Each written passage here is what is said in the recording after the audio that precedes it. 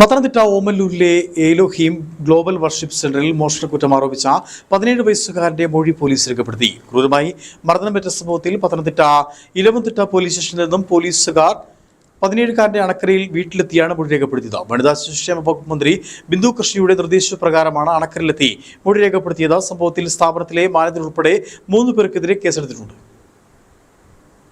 Pathanamthitta ഓമല്ലൂരിലെ ഏലോഹീം global worship സെന്ററിൽ മോഷണക്കുറ്റം ചുമത്തി 17 വയസ്സുകാരന് ക്രൂരമായി മർദ്ദനമേറ്റ സംഭവത്തിൽ ഇടുക്കി വിഷൻ ഉൾപ്പെടെയുള്ള മാധ്യമങ്ങൾ വാർത്ത പുറം ലോകത്ത് എത്തിച്ചതോടെ സർക്കാർ പ്രശ്നത്തിൽ ഇടപെട്ടു. മന്ത്രി ബിന്ദു കൃഷ്ണ പ്രശ്നത്തിൽ ഇടപെട്ട് റിപ്പോർട്ട് ആവശ്യപ്പെട്ടിരിക്കുകയാണ്. പരാതിക്കാരന്റെ വീട്ടിലെത്തി മൊഴി രേഖപ്പെടുത്തണമെന്നും നിർദ്ദേശിച്ചിരുന്നു. ഇത് പ്രകാരം പത്തനംതിട്ട ഇലവന്തിട്ടയിൽ നിന്നുള്ള സർക്കിൾ ഇൻസ്പെക്ടർ ഉൾപ്പെടെയുള്ള പോലീസുകാർ ഇന്നലെ ഉച്ചകഴിഞ്ഞ് അണക്കരയിലെ വീട്ടിലെത്തിയാണ് മൊഴി രേഖപ്പെടുത്തിയത്. മാധ്യമ വാർത്തകൾ പ്രകാരം സർക്കാർ തലത്തിൽ അന്വേഷണം ഇപ്പോൾ പുരോഗമിക്കുകയാണ്. കുട്ടികൾക്കെതിരെയുള്ള അതിക്രമമായതിനാൽ പോലീസും ശിശുക്ഷേമ സമിതിയും കേസ് രജിസ്റ്റർ ചെയ്ത് മുന്നോട്ട് പോവുകയാണ്. പഠിപ്പിച്ച് ജോലി വാഗ്ദാനം നൽകി വരുത്തിയ കുട്ടിയെ കൊണ്ട് മണ്ണുപണിയും മൈക്കാട് പണി ചെയ്യിപ്പിക്കുകയും മർദ്ദിക്കുകയും ചെയ്ത സംഭവത്തിൽ കർശന നടപടിയെടുക്കുമെന്നാണ് മന്ത്രി ഉറപ്പ് നൽകിയിരിക്കുന്നത്. സംഭവം പുറത്തറിഞ്ഞതോടെ ICDS ഉദ്യോഗസ്ഥർ സ്ഥാപനത്തിലെത്തി പരിശോധന നടത്തി. അവിടെ ഉണ്ടായിരുന്ന മറ്റൊരു 17-കാരനെ രക്ഷപ്പെടുത്തുകയും ചെയ്തു. മറ്റു 2 പേരെ കണ്ടെത്താനായിട്ടില്ല. അണക്കര സ്വദേശി ഓമല്ലൂരിലെ സ്ഥാപനത്തിൽ നിന്നും രക്ഷപ്പെട്ട് കട്ടപ്പനയിലെത്തി ചികിത്സ തേടിയ ശേഷം വാർത്താ സമ്മേളനത്തിലാണ്